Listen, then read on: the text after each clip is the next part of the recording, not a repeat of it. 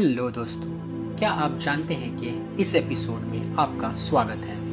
Thumbnail से तो आपको पता लग ही गया होगा कि आज का टॉपिक क्या है। जी हाँ गाइस, आज हम बात करेंगे एक ऐसे इंसान के बारे में जिसके जेब में फूटी कौड़ी नहीं थी, लेकिन उसके सपने आसमान से भी ऊंचे थे और इस बेशुमार दौलत और बदनामी की दुनिया का वो बेताज बादशाह था। लेकिन इससे पहले please hit on subscribe button and bell icon ताकि आने वाली वीडियोस की नोटिफिकेशंस आपको तुरंत मिल जाए।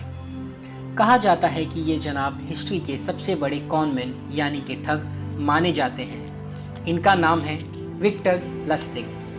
मिस्टर लस्टिग ने आईफिल टावर को 2 बार बेच दिया। जी हाँ गाइस, आप लोगों ने सही सुना। इन भाई साहब ने जब कुछ नहीं मिला तो आईफिल टावर को ही 2 बार बेच। जिन्हें नहीं पता है मैं बता दूं, Eiffel tower 7 wonders of the world में से एक है और पेरिस फ्रांस में है, जैसे ताजमहल आगरा इंडिया में है।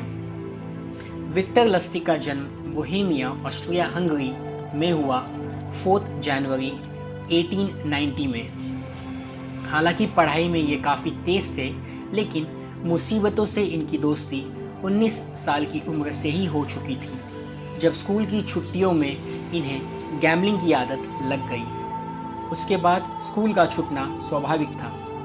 मिस्टर लस्टिग ने अपना एकेडमिक ज्ञान और कई लैंग्वेजेस की फ्लुएंसी को ठगी की दुनिया में यूज़ करने का फैसला किया। इससे इनके पास प्रॉपर्टीज़ एंड कुछ पैसे भी आ गए एंड एक प्रोफेशनल कॉनमैन की दास्तां यहीं से शुरू हुई। उस ज़माने में अटलांटिक क्रूज़ लाइनर काफ़ी फेमस हुआ करती थी। ये जनाब वहाँ जाते एंड रिच ऑयल बिजनेसमैन्स से एक म्यूजिकल ब्रॉडवे प्रोड्यूसर बन के मिलते और इन्वेस्टमेंट्स के लिए उन बिजनेसमैन्स को कन्विंस करते थे और ठग लेते थे। लेकिन कुछ समय बाद इनका ये ठगी का धंधा क्रूज़ लाइनर के बंद होने से ख़त्म हो गया।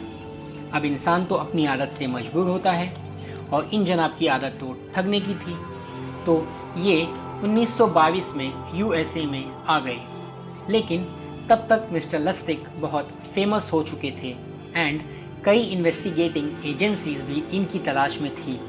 फिर इन्होंने सोचा अब यूरोप चले जाने में ही भलाई है, क्योंकि दिन ब दिन यहाँ यूएसए में एजेंसीज का शिकंजा कसता जा रहा है एंड पकड़े जाने की पॉसिबिलिटीज़ भी बढ़ गई है। तो 1925 में ये फ्रांस आ गए एंड जब मिस्टर लस्टिग अपने अगले स्कैम की रिसर्च कर रहे थे, तब उन्होंने एक अखबार में पढ़ा कि आईफिल टावर की मेंटेनेंस को लेकर लोकल बॉडीज़ काफ़ी परेशान हैं। बस फिर क्या था, ये जनाब मदद के लिए वहाँ चले गए, लेकिन ये अपनी मदद के लिए गए थे, उनकी नहीं। मिस्टर लस्टिग ने ये आर्टिकल 40 दफ़ा पढ़ा और उनको एक लाइन बहुत इम्पॉर्टेंट लगी और ये लाइन थी, आईफिल टावर को मेंटेन करना दिन ब दिन मुश्किल होता जा रहा है एंड पब्लिक की माने तो इसके हटा दिए जाने की गुंजाइश है। बस इसी लाइन को पढ़ने के बाद मिस्टर लस्टिग ने अपना प्लान बनाया और पेरिस सिटी के सबसे बड़े और कामयाब स्क्रैप डीलर्स यानी कि जूनी सामान खरीद बेच करने वाला को एक शानदार 5 स्टार होटल में इनवाइट किया। खुद को गवर्नमेंट डिप्यूटी मिनिस्ट्री के डायरेक्टर की पोजीशन पे बताया कि गवर्नमेंट के पास पैसा नहीं है आईफिल टावर को मेंटेन करने के लिए। आप लोगों में से अच्छी और ऊंची बोली जो लगाएगा उसी को आईफिल हटाने का कॉन्ट्रैक्ट मिलेगा। एंड देन स्क्रैप डीलर्स में डिस्कशन शुरू हो गई। मिस्टर लस्टिग काफ़ी बारीकी से सभी को देख और सुन रहे थे। उन्हें सबसे वीक एंड इनसिक्योर एक डीलर, इनका नाम था मिस्टर पॉइजन, और मिस्टर पॉइजन इन सभी डीलर्स को मात देकर बुलंदियों को छूना चाहते थे और इसी बात का फ़ायदा मिस्टर लस्टिग ने उठाया। मिस्टर लस्टिग एंड मिस्टर पॉइजन के बीच एक प्राइवेट मीटिंग में मिस्टर लस्टिग ने खुद को एक कम सैलरी और life financial and family problem से हताश मिडिल क्लास व्यक्ति की तरह पेश किया, जो कि करप्शन कर कुछ पैसे कमाना चाहता है। एंड में मिस्टर पॉइजन ही मिस्टर लस्टिग का शिकार बने एंड मिस्टर लस्टिग फिर ऑस्ट्रिया भाग गए। मिस्टर लस्टिक को ये अच्छे से मालूम था कि मिस्टर पॉइजन इस इंसिडेंट से काफ़ी एम्बैरस होंगे और पुलिस के पास बदनामी के डर से नहीं जाएंगे, और ऐसा ही हुआ। फिर कुछ महीनों बाद मिस्टर लस्टिक वापस फ्रांस गए और एक बार फिर एक मीटिंग तय की गई आईफिल टावर के सेल के लिए, लेकिन इस बार पुलिस को अपने इन्फॉर्मर्स से इस मीटिंग का पता चल गया और मिस्टर लस्टिक को अरेस्ट से बचने के लिए वहां से यूएसए फिर से भागना पड़ा। अब यूएसए में मिस्टर लस्टिक अपनी ठगी की आदत से मजबूर भी एक नया स्कैम किया। इस बार लोगों को कहा कि इनके पास एक ऐसा डिवाइस बॉक्स है जिसके इस्तेमाल से currency same to same print होती है। सिर्फ इसमें एक नोट इंसर्ट करना होता है और 6 घंटे बाद इसमें से इस नोट का डुप्लीकेट कॉपी निकलता है जो कि असली नोट जैसा ही होता है। ये डेमोन्स्ट्रेशन मिस्टर लस्टिक ने कई लोगों को दिखाया एंड देन जो नोट उस डिवाइस से निकलता था उसे बैंक्स से भी वेरीफाई किया जाता था एंड वो असली जैसा ही साबित हुआ। इससे वहाँ के बिजनेसमैन काफ़ी इंस्पायर्ड हुए और मुंह मांगी कीमत देने के लिए तैयार हो गए। मिस्टर लस्टिक ये मनी बॉक्स बेचने से पहले इसमें काफ़ी सारे असली नोट रख देते थे ताकि भागने में समय ज़्यादा मिले। हद तो इन भाई साहब ने तब कर दी जब इन्होंने ये बॉक्स एक पुलिस शेरिफ यानी बड़े ऑफिसर को बेच दिया एंड वहाँ से चंपत हो गए।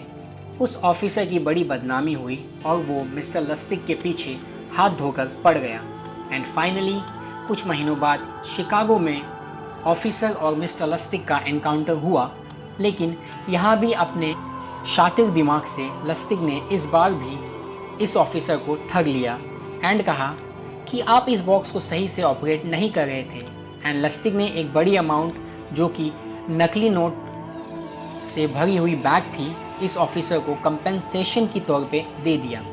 बाद में कुछ महीनों बाद इसी नकली नोट की इन्वेस्टिगेशन में ऑफिसर और लस्टिक दोनों अरेस्ट हो गए।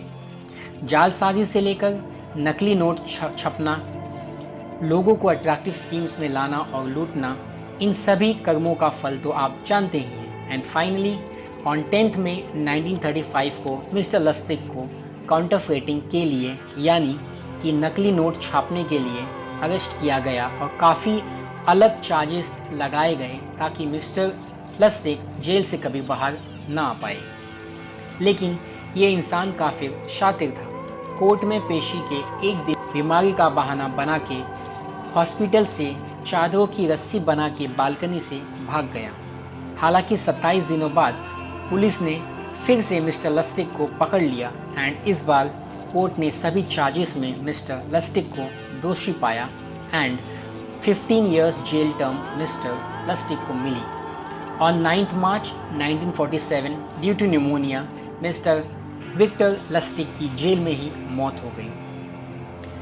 कुछ महीनों बाद पुलिस को मिस्टर लस्टिक की एक किताब जेल में ही मिली जिसमें 10 commandments of a good cone artist यानी कि 10 नियम एक ठगी बनने के। तो उसमें से मैं आपके सामने ये 10 के 10 नियम पढ़ के सुनाता हूँ। पहला था बी पेशेंट, हमेशा धैर्य से काम ले और घाई ना करे। Let other person reveal his political views and then follow up, हमेशा सामने वालों को अपने सुझाव देने दीजिए, उसके बाद उसी की तालमेल आप भी पकड़ लीजिए। Let other person reveal his religious opinion and then join it, सामने वाला जो भी रिलीजन के बारे में कहता है आप भी उसी के गुण गाइए। नेवर बी अनटाइडी, हमेशा प्रेजेंटेबल रहे। नेवर गेट ड्रंक, काम के दौरान शराब का सेवन ना करें। नशे में कभी धुत नहीं होना चाहिए। नेवर लुक बोर्ड, हमेशा इंटरेस्टिंग पेश आए। नेवर बोस्ट योर सेल्फ, अपनी बढ़ाई कभी भी क्लाइंट्स के सामने मत करना। Never pry into anyone's personal circumstances, they will tell you eventually. Wait, किसी से पर्सनल सवाल मत करो, उनको अपने आप की नज़ाकत को सीखें। Never discuss illness until some special concerns और रिक्वायरमेंट्स, कभी कोई बीमारी का जिक्र मत करो, ये सामने वाले के मन में शक पैदा कर सकता है और आपके खेल को बिगाड़ सकता है। Never ask for money instantly, पैसा डायरेक्टली नहीं मांगना चाहिए। तो ये थी दुनिया के सबसे बड़े और बदनाम कॉनमैन यानी कि ठग की कहानी। ये इस सीरीज़ की पहली वीडियो है। कमेंट्स में मुझे बताओ किस कॉन आर्टिस्ट के बारे में आप जानना चाहते हैं। मिलते हैं अगले एपिसोड में। धन्यवाद।